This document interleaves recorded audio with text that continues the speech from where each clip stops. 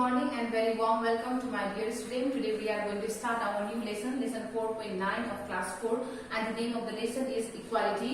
So here you can see here some of the word meaning which is related to this lesson. I hope you will copy this in your copy also. So the word meaning are equality. Equality means samanata, profession means pesa, religious means dharmic, belief means viswas, trader means vyapari, and discrimination means vedbhav. So these are the word meaning. I hope you will copy this in your copy. So this lesson 4.9 of class 4, equality, this lesson is related on a couple of paragraphs. This lesson equality is related on a couple of paragraphs which I am going to explain you. I hope you will listen to me very seriously. So there are people belonging to the different caste and culture in our locality. There are so many people who belong to different caste and culture in our locality, in our village, in our areas.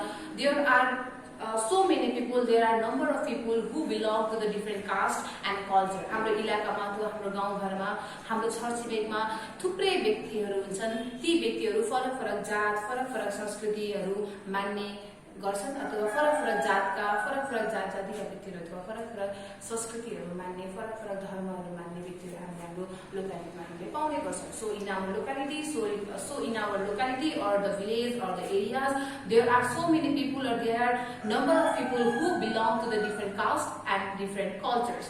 So there are people following different professions and the religious belief too. So that people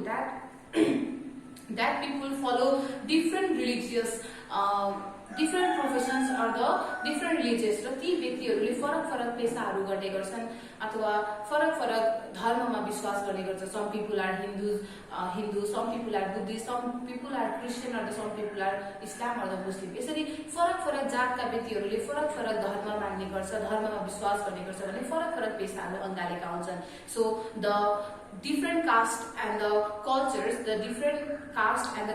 people follow different religious belief and involved in different profession too. So there are Brahmin, Kshetris, Gurung, Newar, Rai, Limbu, Tamang, Tharu, Yadav, Muslim, and many more. र हाम्रो समुदायमा अथवा हाम्रो कम्युनिटीमा अथवा हाम्रो समाजमा हामीले विभिन्न जात जातिका व्यक्तिहरू पाउने गर्छ, like Brahmin, Chhetri, Gurung, Magar, Rai, Limbu, Tamang, Tharu, Yadav, Muslim, and others. So there are men and women, old and young, rich businessmen and the traders. र हाम्रो समाजमा हामीले पुरुष पनि पाउँछौँ र महिला पनि पाउँछौँ. In our society there are men also and women also. हामीले पुरुष पनि पाउँछौँ भने महिला पनि पाउने गर्छ. त्यसैगरी हाम्रो समाजमा बुढो व्यक्ति पनि हुने गर्छ भने भर्खरका युवाहरू पनि हुने गर्छ, भर्खरका बालबालिकाहरू पनि हुने गर्छ. त्यसैगरी हाम्रो समाजमा हामीले धनी, एकदमै रिच, एकदमै धनी व्यापारी पनि हामीले देख्छौँ भने हामीले ससाना व्यापारीहरू जस्तै स्मल प्रोडक्स इन्डस्ट्रिजहरू गर्ने गर्छ, त्यस्ता ससाना व्यापारीहरू पनि हामीले हाम्रो समाजमा पाउने गर्छौँ. Poor farmer and even the landless labour. त्यसैगरी हामीले हाम्रो समाजमा गरिब किसानहरूको साथसाथै घर अथवा आफ्नो जमिन अथवा आफ्नो एक टुक्रा जमिन पनि नभएको लेबरहरू पनि हामीले, कामदारहरू पनि हामीले हाम्रो समाजमा पाउने गर्छौँ. So in our locality or in our area, there are a number of people who belong to the different caste and culture, and such people follow different religious belief and involved in different professions, and there are so many castes in our village, and they are Brahmin, Kshetri, Gurung, Rai, Limbu, Tamang, Tharu, Yadav, Muslim, and many more. And in our community or in our society, there are men and women, there are young and old, and there are rich businessmen to traders, and poor farmer to the even landless laborers. So there are teachers, doctor, engineers, carpenter, mason, barber, porters, etc. त्यसैगरी हामीले हाम्रो समाजमा अथवा हाम्रो समुदायमा हामीले विभिन्न पेशा अँगालिएर बसेका व्यक्तिहरू हामीले देख्ने गर्छौँ, विभिन्न पेशाहरूमा सम्मिलित भएका व्यक्तिहरू हामीले पाउने गर्छौँ. So in our society we found number of people who involved in different professions like teacher, doctor, engineer, carpenter, mason, barber, porter, etc. And this mixed group of people in living in a perfect harmony and helping one another in time of the need. र यी सबै व्यक्तिका मिश्रणहरू एक ठाउँमा मिलेर बस्छ र एउटा पर्फेक्ट एउटा हार्मोनी रिलेसन मेन्टेन गर्छ, एकअर्कालाई सहयोग गर्छ. They help each other and they maintain a harmony relation with one another. So we have a small tea shop. हाम्रो गाउँमा एउटा सानो चिया पसल छ. In our village there is a small tea shop. In our village there is a small tea shop, and people of my community come to our tea shop to drink a tea and eat a snack, especially in the morning and evening. र बिहान पख र साँझ पख मेरा समुदायका व्यक्तिहरू अथवा मेरा गाउँका व्यक्तिहरू मेरो चिया पसलमा चिया पिउनका लागि अथवा केही खाजाहरू खानका लागि साँझ र बिहानको समयमा आउने गर्छ. People of my community or the society come to my tea shop to drink a cup of tea or to eat snack, especially in the evening or in the morning. So we never discriminate anybody on the basis of caste, sex, religious status or the professions.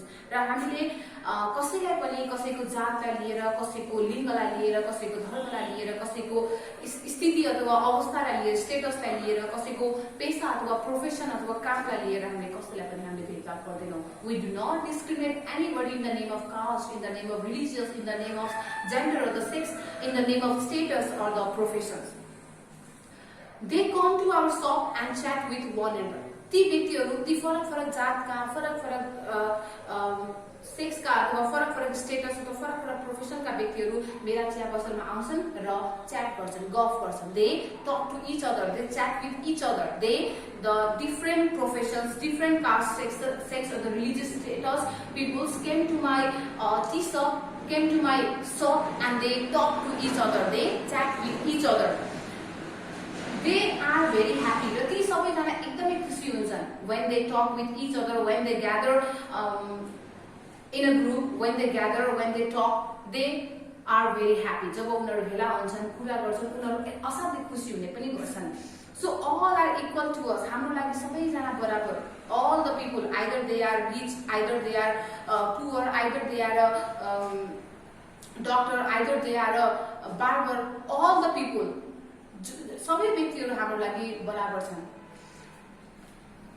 We pay equal respect to all of them. हामीले सबैलाई बराबर सम्मान पनि दिने गर्छौं.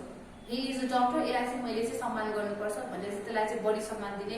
He is a barber, यसको profession चाहिँ अलिक तल स्तरको छ, यसलाई चाहिँ अलिक कम सम्मान गर्नुपर्छ भनेर चाहिँ हामीले त्यसरी डोमिनेट गर्दैनौँ. We do not discriminate, we do not dominate. हामीले कसैलाई पनि डोमिनेट गर्दैनौँ. We pay equal respect to each of them. So people of my community also respect one another. त्यसै गरी मेरो समुदायका व्यक्तिहरूले पनि एकअर्कालाई सम्मान गर्ने गर्छन्. There is no feeling of any kind of discrimination whatever.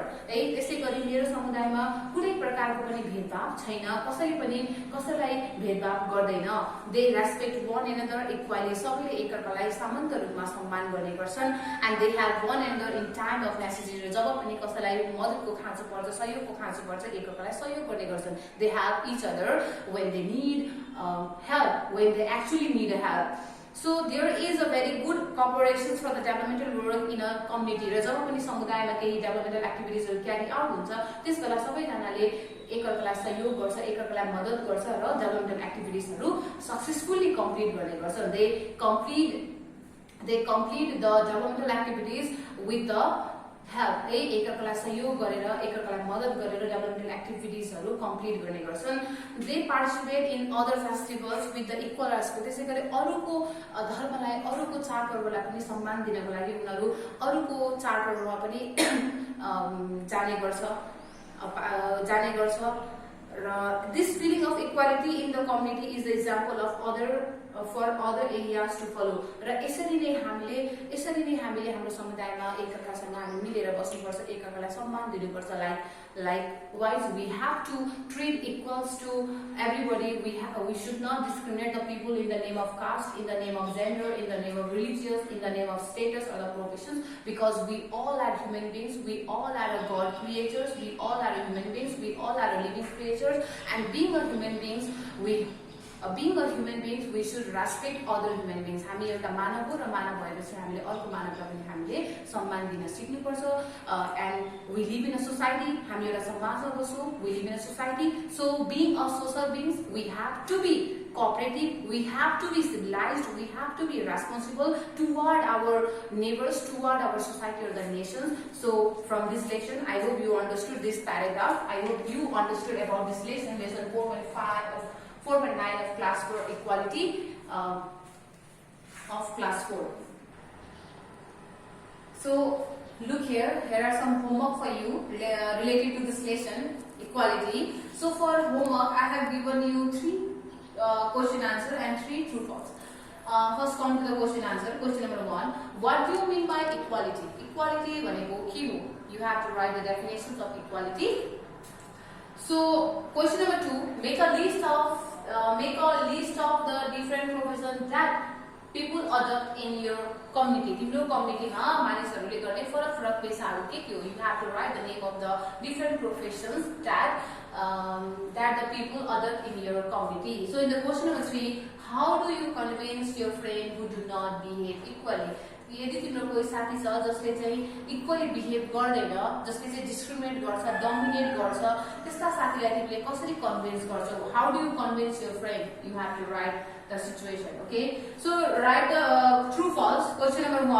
Our community has a diverse people. हाम्रो community मा फरक व्यक्तिहरू चाहिँ हुने गर्छ. So what will the answer? Write the correct answer in that box.